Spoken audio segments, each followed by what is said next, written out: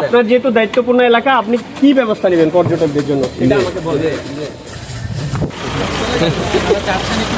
আমরা ওনাদের সাথে আমরা ওনাদেরকে জায়গা দিচ্ছি। আপনার যেহেতু দায়িত্বপূর্ণ এলাকা, আপনি কি ব্যবস্থা নেবেন পর্যটকদের জন্য এটা আমাকে বলবেন।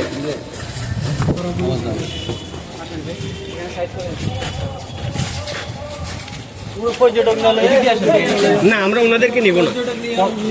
আমরা ম্যাজিস্ট্রেট মহোদয়ের সাথে কথা বলবো এটা কিভাবে এতদিন পর্যন্ত, যেহেতু বারবার এর আগেও অভিযোগ ছিল তার বিরুদ্ধে, জেলা প্রশাসন এর বিরুদ্ধে কি ব্যবস্থা নিয়েছে।